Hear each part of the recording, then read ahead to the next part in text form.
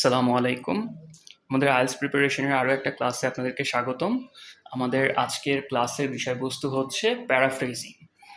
তো প্যারাফ্রেজিং শব্দটা আপনারা আসলে আগেও কোথাও না কোথাও শুনে থাকবেন। বিশেষ করে আপনারা যদি কোথাও আইএলটিএসের কোর্স করেন তাহলে এই টার্মটা বারবার ঘুরে ফিরে আসবে এবং আইএলটিএসের প্রায় সবগুলা মডিউলেই স্পিকিং ছাড়া এই প্যারাফ্রেজিংয়ের ব্যাপারটা কোনো না কোনোভাবে দরকার হয়। আপনি রিডিং বলেন, রাইটিং বলেন বা লিসনিং বলেন, একমাত্র স্পিকিংই মনে হয় প্যারাফ্রেজিংটা অতখানি লাগে না। তো রিডিংয়ে প্যারাফ্রেজিংটা কিভাবে আসে, যে আপনার কোশ্চেনে হয়তো একটা কথা বলে দিছে, সেই সেম কথাটা হুবহু আপনার প্যাসেজের ভিতরে আপনি পাবেন না, ওরা কথাটা একটু চেঞ্জ করে বলবে, এটা দেখার জন্য যে শব্দগুলা ওলট পালট করে দিলেও আপনি চিনতে পারেন কিনা। আচ্ছা, এটা গেল রিডিং মডিউল। রাইটিং মডিউলে কিভাবে আসে? রাইটিং মডিউলে লেখার সময় আপনাকে কোশ্চেনটা প্যারাফ্রেজ করে অ্যান্সারের ভিতরে লিখতে হয়, এটা লিখতেই হয়, এটা না করে কোনো উপায় থাকে না।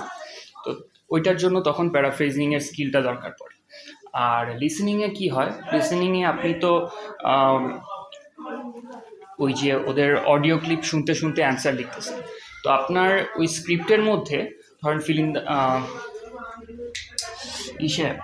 যে কোশ্চেন দেওয়া থাকবে, তো ওইটা কখনোই হুবহু বলবে না, ঠিক আছে?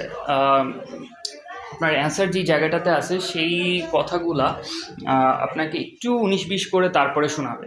তো আপনার এটা শুনে চিনতে পারতে হবে যে আসলে আমাকে এই ইনফরমেশনটাই দিচ্ছে।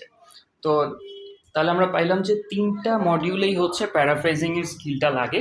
তো এখন আসেন আমরা দেখি যে প্যারাফ্রেজিং আসলে কিভাবে করে, আর এটার কিছু এক্সাম্পল। আচ্ছা, what is paraphrasing? Paraphrasing is the process of expressing the same ideas or information in your own words while maintaining the original meaning. যে আপনি একই আইডিয়া, একই ইনফরমেশন দিচ্ছেন while maintaining the original in your own words.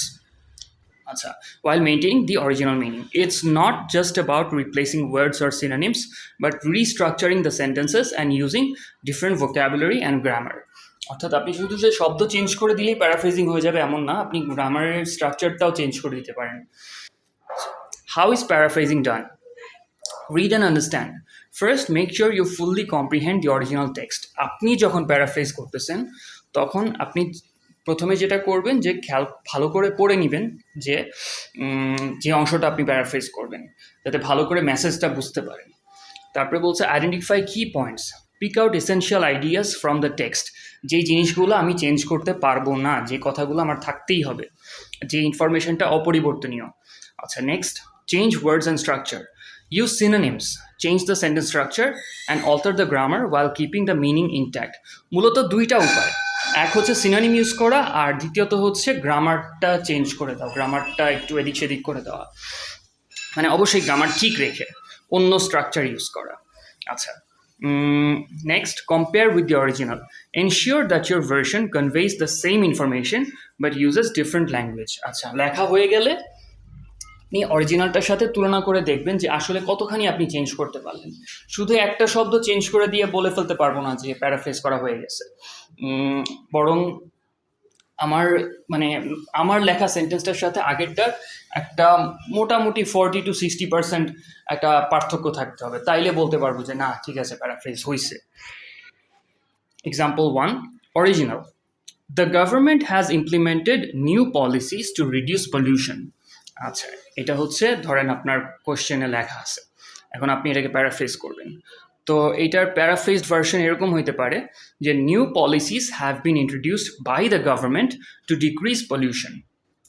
ঠিক আছে, খেয়াল করে দেখেন, প্রথম সেন্টেন্সটাতে বলছিল the government has implemented new policies to reduce pollution, আর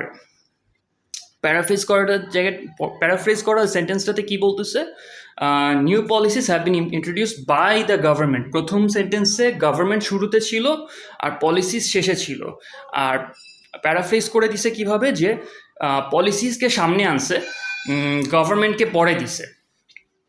তো এটা প্যারাফ্রেজ করার একটা ওয়ে হতে পারে। এখানে আসলে ওই যে অ্যাক্টিভ ভয়েসকে প্যাসিভ ভয়েস করে দিছে, মাঝখানে একটা বাই নিয়ে আসছে। যে গভর্নমেন্টের দ্বারা নতুন পলিসি ইন্ট্রোডিউস করা হয়েছে যাতে করে পলিউশন কমানো যায়। আচ্ছা, সো ভয়েস চেঞ্জের মাধ্যমে প্যারাফ্রেজ করতেছে। আচ্ছা, example 2, original, many students find it difficult to balance work and study. আচ্ছা, paraphrased, balancing study and work is challenging for a lot of students.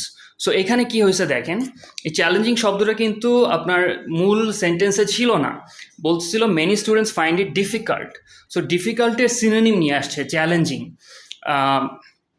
Challenging নিয়ে আসছে। আর কি করছে, ব্যালেন্স শব্দটা শেষের দিকে ছিল, ওইটাকে শুরুতে নিয়ে আসছে। আচ্ছা, কিন্তু অবশ্যই অবশ্যই আমার গ্রামার ঠিক রাখতে হবে। গ্রামার যদি আমি ভুল করে ফেলি, আমার সেন্টেন্স যদি তৈরি না হয়, তাইলে কিন্তু এত কষ্ট বৃথা গেল। Example 3, original, technological advancements have greatly improved communication around the world. যে যে তথ্য প্রযুক্তির যে উন্নতি, এটা হচ্ছে সারা পৃথিবীতে যোগাযোগ ব্যবস্থার অনেক উন্নতি সাধন করেছে। Paraphrased, communication worldwide has significantly improved due to advancements in technology. আচ্ছা, যে যোগাযোগ ব্যবস্থা সারা পৃথিবীব্যাপী অনেক ইমপ্রুভ করছে, অনেক ভালো হয়েছে due to advancements in technology, প্রযুক্তিগত উন্নতির কারণে। সো প্রথম সেন্টেন্সটাতে, আমার অরিজিনাল সেন্টেন্সে টেকনোলজিক্যাল অ্যাডভান্সমেন্টের কথাটা শুরুতে ছিল, আর ইমপ্রুভড কমিউনিকেশন এটা পরে ছিল। আর প্যারাফ্রেজ করার সময় কি করলো, যে কমিউনিকেশনের কথাটা সামনে নিয়ে আসলো, আর টেকনোলজিক্যাল অ্যাডভান্সমেন্ট পরে দিয়ে গেল। ওইখানে আমরা দেখছিলাম যে আগে একটা সেন্টেন্সে যখন ওই যে ভয়েস চেঞ্জ করার মাধ্যমে আপনার ইয়ে করলো, প্যারাফ্রেজ করলো, তখন শব্দটা নিয়ে আসছিল তারা বাই, দ্বারা। আর এখানে যেটা করছে যে due to, due to advancements in technology, technological অ্যাডভান্সমেন্টের কারণে। তো এই কথাটা ইন্ট্রোডিউস করার মাধ্যমে মূলত প্যারাফ্রেজ করতে তারা সক্ষম হয়েছে। আচ্ছা, পরের প্যারাগ্রাফে কি বলতেছে, importance of paraphrasing for IELTS takers. আচ্ছা, কেন দরকার হয়? Paraphrasing is a vital skill in the IELTS exam, specially for both the writing and speaking sections. আচ্ছা, এটা নিয়ে আমরা কিছুটা আলোচনা করছি আগেও, তারপরেও দেখি যে আসলে আরও কী কী ওয়েতে আমাদের প্যারাফ্রেজিংটা লাগে। Number 1, shows vocabulary range. আচ্ছা, paraphrasing allows candidates to showcase their ability to use a wide range of vocabulary. This is critical for scoring well in lexical resource, one of the 4 criteria used to evaluate writing and speaking.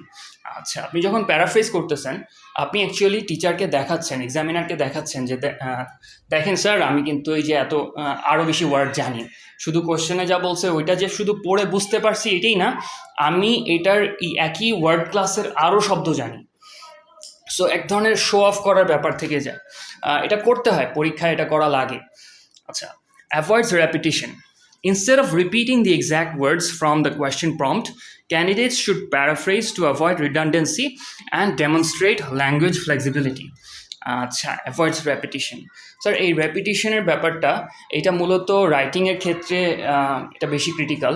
সেটা হচ্ছে আপনি যদি একই শব্দ বারবার ব্যবহার করেন আপনার লেখার মধ্যে বা আপনার কথার মধ্যে, তাহলে এটা না আসলে লেখক হিসাবে বা বক্তা হিসাবে আপনার এক ধরনের দুর্বলতা প্রকাশ করে। এটা থেকে মনে হয় যে ও আচ্ছা, আপনি মনে হয় খুব বেশি শব্দ জানেন না, শুনতেও আসলে খারাপ শোনা যায়। তো আপনি যদি একটা জিনিসের সিনোনিম জানেন, তাহলে হচ্ছে আপনার প্রয়োজন মতো জায়গায় আপনি শব্দগুলো একটু চেঞ্জ করে দিতে পারেন। একই ইনফরমেশন আপনি দিচ্ছেন কিন্তু ভিন্ন ভিন্ন শব্দ ব্যবহার করে।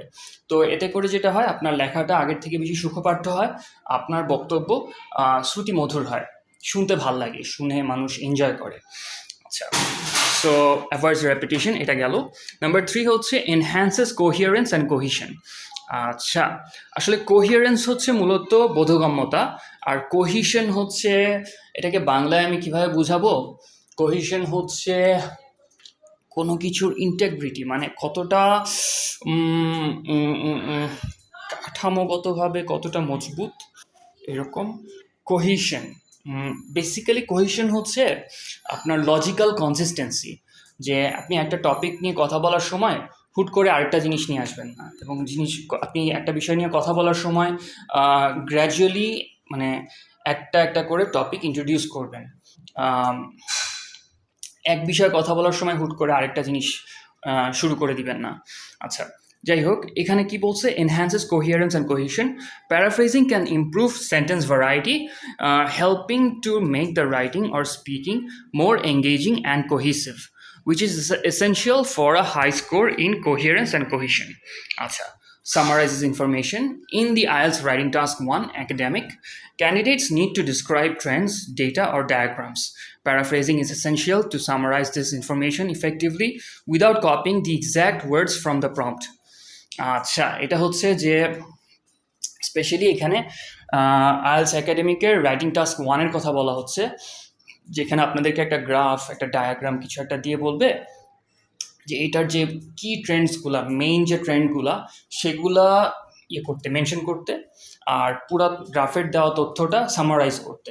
তো এখানে আপনার যে কাজটা করতেই হবে সেটা হচ্ছে কোশ্চেনে যে কথাটা বলছে, কোশ্চেনে প্রথম দিকের কয়েকটা লাইন আপনাকে নিজের ভাষায় প্যারাফ্রেজ করে লিখতে হবে।